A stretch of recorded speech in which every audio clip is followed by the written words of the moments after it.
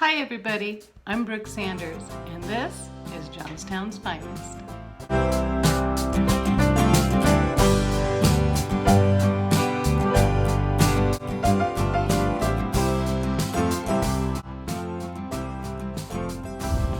Okay folks, here we are at Luke's shop, and I am super excited to introduce to Johnstown. Yep. He is a new up-and-coming woodworker in our area, and we're going to have a little chat. So Luke, tell me a little bit about yourself. How old are you, and what started you down this road?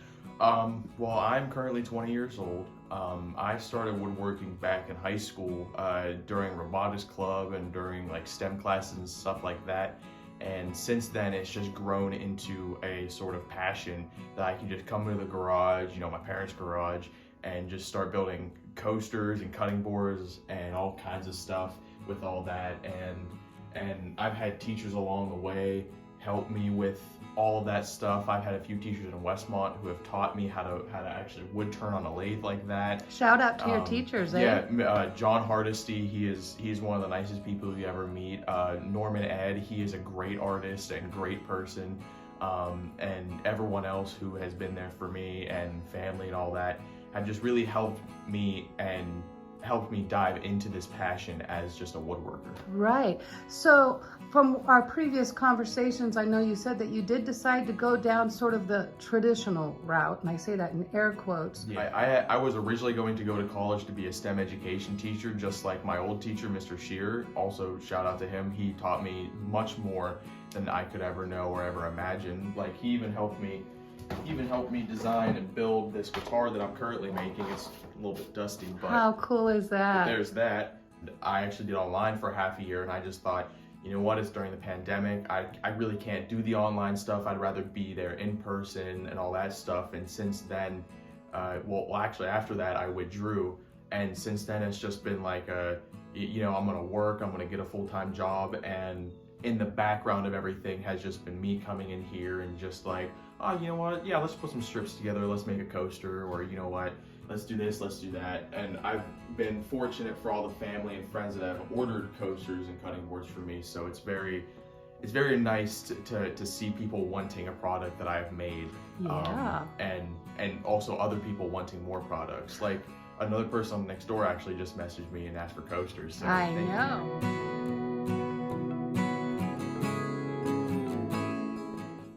That had to have been kind of a hard decision to make because you're kind of going against the grain, right? Yeah, it was. But the nice thing is my parents are very open about everything. We're a very open household, so whenever I told them I wasn't going to college, they were iffy about it, but they eventually thought, well, you know what, I'm sure he can make it, and he's been doing it, and they just want a good life for me. Sure. So that's kind of where I took my perspective was, if I don't want to go to college, I at least should get a job and I should still work, but in between figure out what I want to do. There you go. And in between that, it's just been a whole mountain of, yes. Let's do some woodworking. Yes, and so you sort of rediscovered your passion for woodworking after going through shop in high school. Yeah. That's why shop is so important. Trades. Yeah, trades, exactly. Okay, so that's interesting, and thank you for sharing that. Okay, so what are you going to show me today?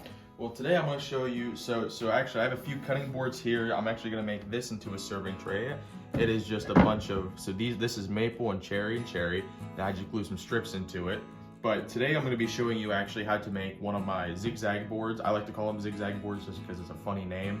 But essentially, first we start out with our strips here that we glue up into a panel, and this is technically called a panel. And then what we're going to do is we're going to cut it, instead of this way, we're going to cut it this way. Okay. And we're going to make it into 2-inch strips. And then after that, we'll glue it all back together and it will look really cool. Okay, folks, let's watch them in action, shall we? Let's go. So we have a set of 2 inches. Yeah, we'll go with 2-inch strips.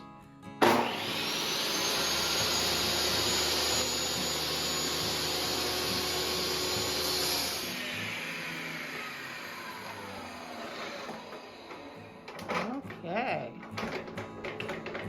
Usually after, I like to put the blade down so that it doesn't. Oh yes. So it doesn't catch, it doesn't hurt you at all. Yeah, Just safety. just some safety. Sure. Got to keep them digits, right? Trust me, I know too many who have lost their digits. Yes, I'm sure. But I mean, there we go. There's our 2-inch strips. Uh-huh. So now what we'll do is, this will just be extra, so we'll put it in the extra bin of all my scrap wood and everything. You'll be creating little treasures out of those, I'm sure. I am sure. No waste, huh? So once we have all of our strips, the next procedure, or the next process for me would actually be to grab our homemade glue bottle, Gatorade bottle, easy enough. And then we will lay this out just like how it was first with all of our strips. So we have our old cutting board just like this of what we used to have. And now the process is we just do every other one. We'll just flip it. And it gives it this cool effect of almost like a brick that nobody knows how to lay, or just a uniqueness to it, as that's what I like to create, is something unique, something nobody has. I try to, every cutting board I do it at random. So like all of these strips I got from work, and all I did was glue them together. I didn't even have a plan, I didn't do anything. My only plan was to keep it a 12 by 18 cutting board at a minimum of an inch thick, and at least a maximum of 1.5 inches, which I believe this is 1.5 inches right now. But you get all these supplies from your full-time work. Yes, I am fortunate that we have a lot of scraps that they like to throw out in the dumpster. Yeah, so they are generous enough to give me these scraps from the dumpster, and a lot of this is stuff that they can't use, so I'm able to use it in cutting boards. Okay, well, this is my 36-inch bed lathe, wood lathe. It comes in different speeds. You can go from 500 to 2,000 depending on what you're doing on the lathe.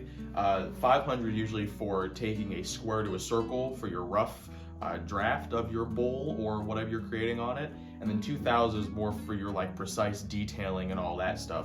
So like in here I have all my lathe tools. I actually have a bunch. So this is a tool that will actually help give you like a flat edge on it, and all you'll do is your piece will be right here, and all you do is you just kind of go back and forth with it. And then there's all kinds of tools for all different stuff.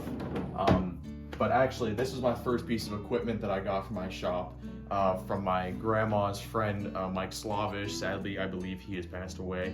And he was a great woodworker. I known him for years, and he kind of also helped me branch out into this. But so far, I've made tons of bowls, I've made tons of mugs, I've made baseball bats, I've made a 6-foot like Viking bat for my friend. Wow.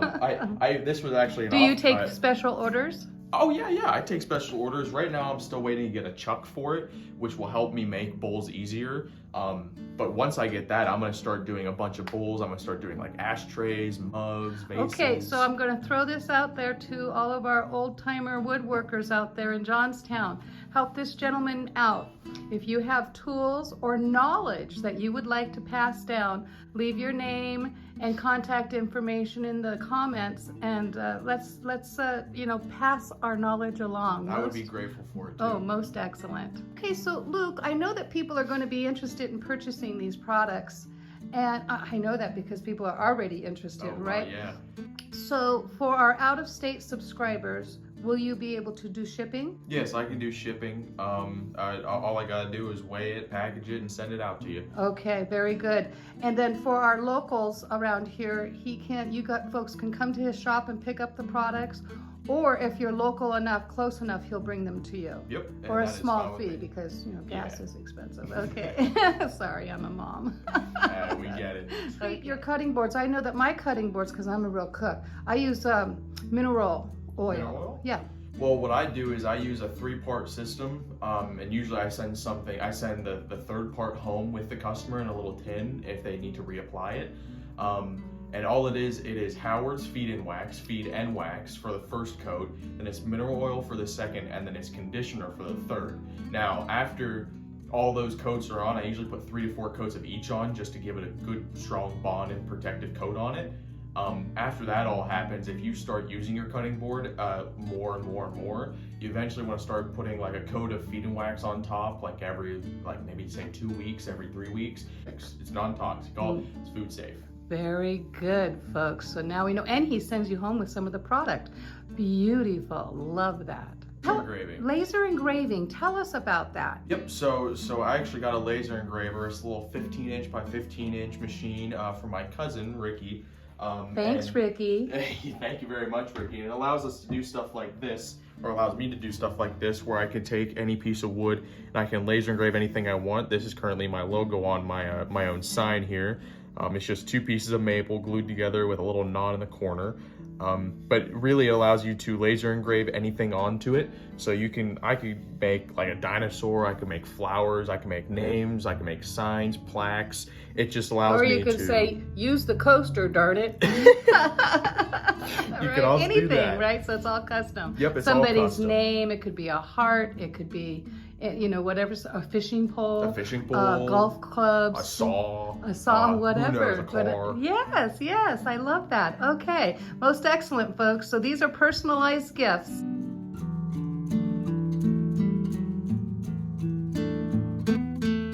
So let's talk about, I know that, Christmas is just around the corner, right?